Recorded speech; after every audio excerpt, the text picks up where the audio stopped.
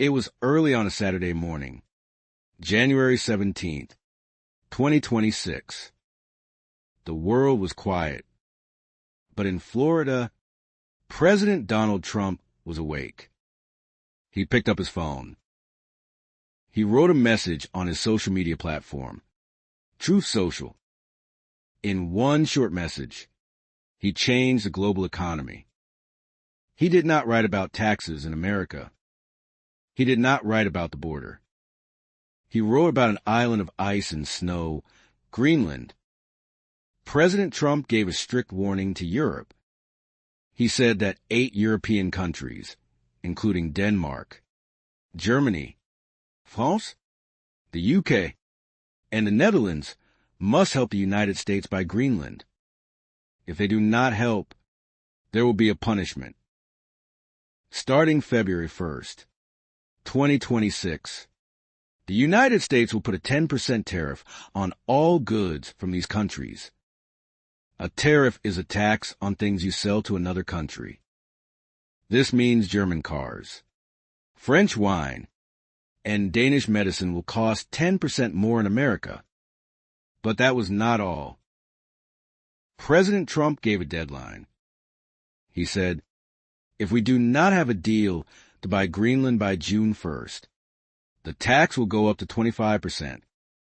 The news shocked the world. In Copenhagen, the capital of Denmark, people were confused. In London, Prime Minister Keir Starmer called the threat completely wrong. Suddenly, a map of the Arctic was on every TV screen. A trade war was starting, and it was all because of one giant island. The big question is, can the President of the United States really tax his friends to buy a new territory? And what happens if Europe says no? This huge event did not happen suddenly. It has been building for years. To understand the anger today, we must go back to August 2019. In his first term as president, Donald Trump had a surprising idea. He asked his advisors, "Can we buy Greenland?" He looked at the map. He saw a massive island. He called it a large real estate deal. He thought it would be good for the United States, just like buying Alaska in the 1800s. But the reaction from Denmark was not friendly.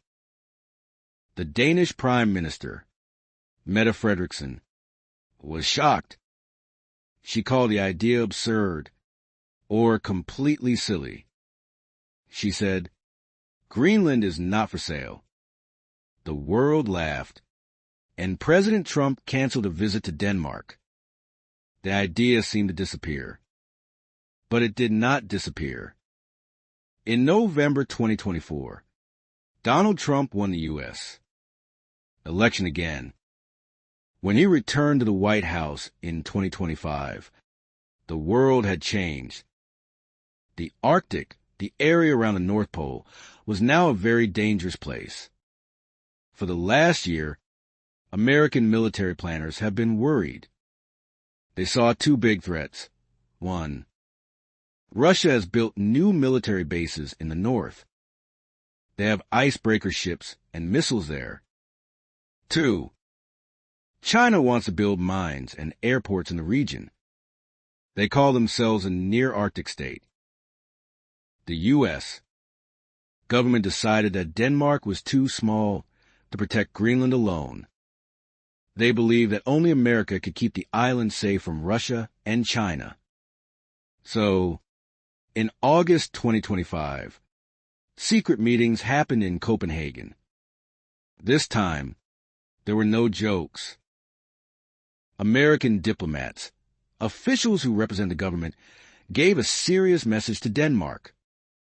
They said, "We need full control of Greenland. If you do not agree, we will hurt your economy." For months, Denmark tried to say no politely. They hoped the problem would go away. But the American president ran out of patience. He decided to stop asking and start forcing. He picked a specific date to attack, February 1st, 2026. And he chose his favorite economic weapon, tariffs.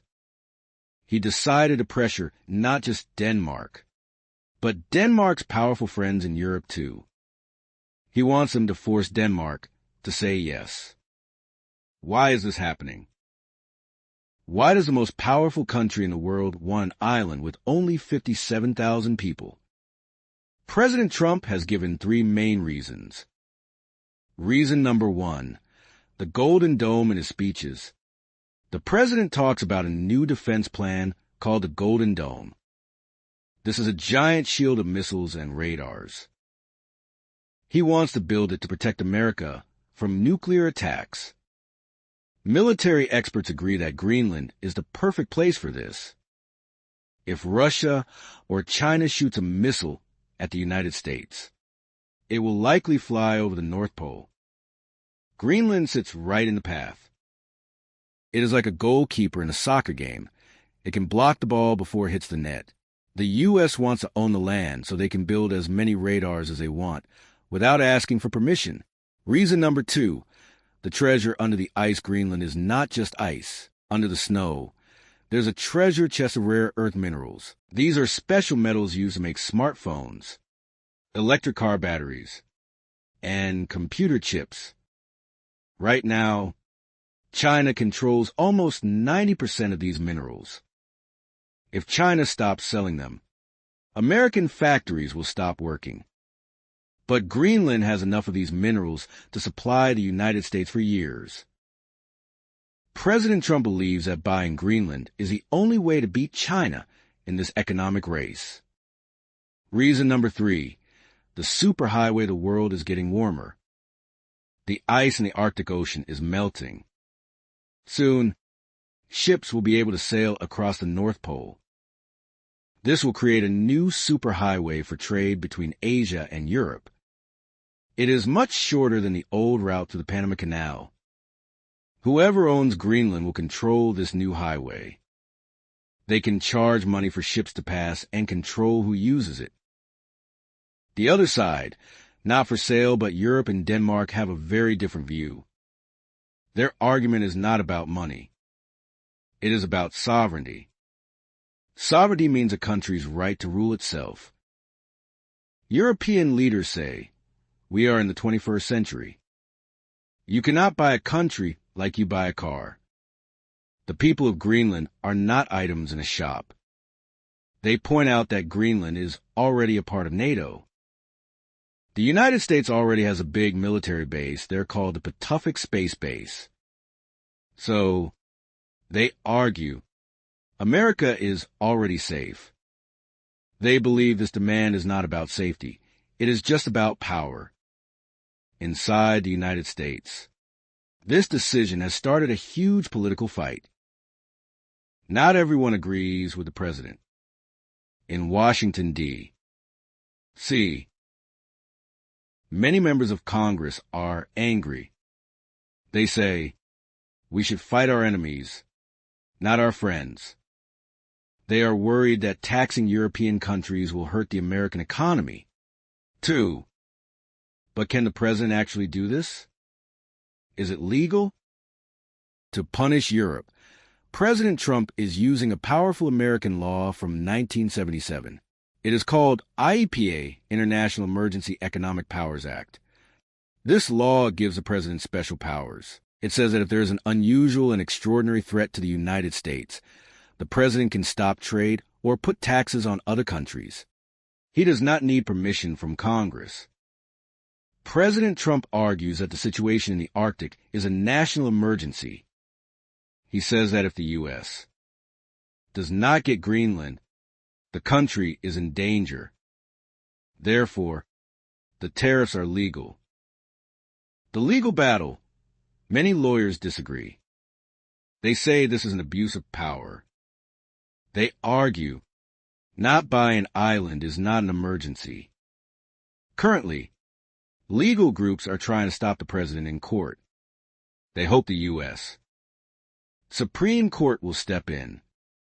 But the Supreme Court moves slowly. It could take months for them to decide. by then, the tariffs will already be in place. The European response, across the ocean in Brussels, the European Union (EU), is also looking at its law books. Usually, the EU takes a long time to make decisions because all 27 member countries must agree. But this time is different. A few years ago, Europe created a new law for exactly the situation. It is called the Anti-Coercion Instrument. Newspapers call it the trade bazooka. A bazooka is a large weapon used to destroy tanks. In economics, this law allows Europe to hit back very hard, very fast. If the U.S. bullies a European country, the EU can legally block American companies. They can ban the sale of American products like Teslas, iPhones, or bourbon whiskey in Europe. So, the politics are tense. The U.S. President has his law, IEPA, and Europe has its bazooka. Both sides have their fingers on the trigger. The news has traveled fast. From London to Beijing, governments are deciding what to do. The world is divided. The United Kingdom, caught in the middle of the United Kingdom, is in a very difficult position. The UK is one of America's closest friends, but it is also a neighbor of Europe. Prime Minister Keir Starmer is worried. Since the UK left the European Union Brexit, it needs a good trade deal with the United States. But President Trump included the UK in his list of countries to tax. The British government is shocked. They thought they were safe. Prime Minister Starmer stood in front of reporters in London. He looked serious. He said, "We stand with our friends in Denmark. Allies do not tax allies. This is not how friends behave." The UK is trying to use diplomacy. They are sending a team to Washington to talk. But for now, the special relationship between the UK and the US is very cold. The rivals, Russia and China, while the West is fighting, its rivals are watching. In Moscow and Beijing, the mood is different. They are not angry. They are quiet, but satisfied. Russia and China have a common goal. They want to weaken the alliance between America and Europe. When America puts taxes on Germany or France, the alliance gets weaker. On Russian state television, news anchors laugh at the situation. One reporter said, "The West is eating itself." China is also watching closely. They know that if the U.S. buys Greenland, China loses access to the minerals there. But they are staying silent. They are waiting to see if the U.S. and Europe destroy each other's economies first. The view from the ice, Greenland, but the strongest reaction comes from the place at the center of the storm, Greenland itself. In the capital city of Nuuk, the streets are full of people. It is freezing cold, but thousands of citizens march to the government building. They waved the red and white flag of Greenland. They held signs that said, "We are people, not property in Greenland is for Greenlanders." The Prime Minister of Greenland spoke to the crowd. He sent a direct message to the White House. He said, "We want to be partners with the United States. We want to be friends. But we are not items in a grocery store. You cannot buy us. The world is holding its breath. The United States is pushing. Europe is pushing back. And the people of Greenland are caught in the middle. Politics is a game for leaders, but the price is paid by normal people. This fight is not just about maps and flags. It is about your wallet. If the 10% tariff starts on February 1st, life will get more expensive immediately. In the United States, paying more for American shoppers, the cost of favorite European products will jump. Think about a German car, like a BMW or a Volkswagen. If it costs $40,000 today, the new tax could add $4,000 to the price. It is not just luxury cars. French cheese, Italian olive oil, and Irish butter will cost more at the supermarket. Small businesses in America are worried, too. Many American factories buy machines from Germany. If those machines cost 10% more, the factories might have to fire workers to save money. In Europe, losing jobs, but in Europe, the pain will be much worse. Germany is the engine of the European economy. It sells billions of dollars of cars and chemicals to the United States every year. Experts at the bank Goldman Sachs have a grim prediction. They say Germany's economy could shrink by 3%. That number sounds small, but in the real world, it is huge. It means billions of euros are lost. For a factory worker in Bavaria or a winemaker in Bordeaux, this is scary. If Americans stop buying their products because the price is too high, the factories will close. Thousands of people could lose their jobs. The inflation monster, the biggest danger is inflation. Inflation is when the price of everything goes up, but your salary stays the same. If Europe hits back with its bazooka and taxes American goods, prices will rise everywhere. Gas, food, and clothes could all become more expensive. Families are already struggling with high prices from the last few years. Now, they face a new wave of costs. On Monday morning, the stock markets in London and Frankfurt turned red. Investors are selling their stocks because they are afraid. They know that in a trade war, usually, nobody wins. Everyone just gets poorer. But wait, there's a mystery in this story. Something does not look right. Look closely at the list of countries President Trump threatened. He did not just threaten Denmark, the country that owns Greenland. He also threatened Germany, France, Italy, and the Netherlands. Why? Germany does not own Greenland. France does not own Greenland. So why punish them? Political experts believe this is not an accident. It is a specific strategy. In military history, it is called divide and conquer. The president knows that Denmark is a small country, but it is very proud. If the U.S.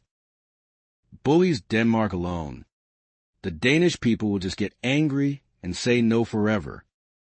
But Germany is different. Germany cares deeply about its car industry. If the tariffs hurt Volkswagen and Mercedes, Germany loses billions of dollars. The president's plan is simple but clever. He wants to hurt the German economy so much that the German chancellor picks up the phone. He wants Germany to call Denmark and say, "Please, just make the deal. We are losing too much money. Sell the island so the taxes stop." He is using Denmark's friends against Denmark. This is a hidden test. It is not just a test of economics.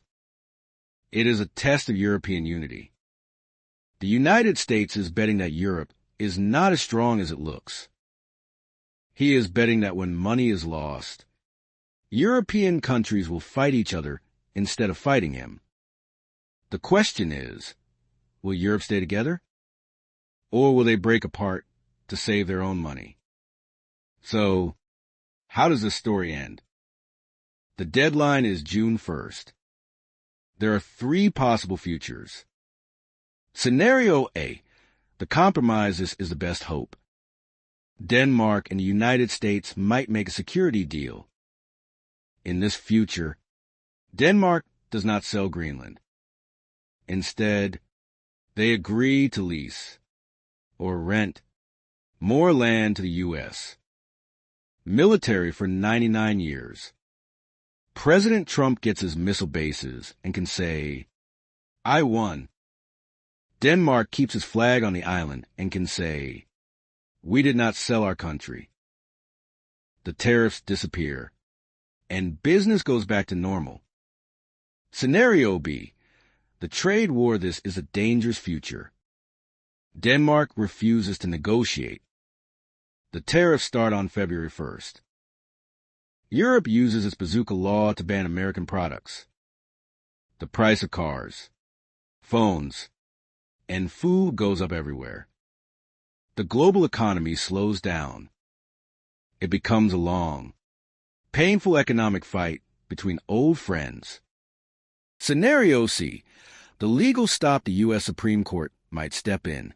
They could rule that the president cannot use emergency powers to buy real estate.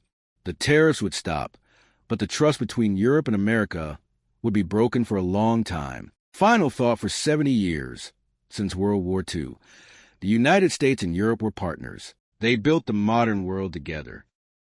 But this week has shown us something new. As the ice in the Arctic melts, the old friendship is melting too. We are entering a new era of resource politics.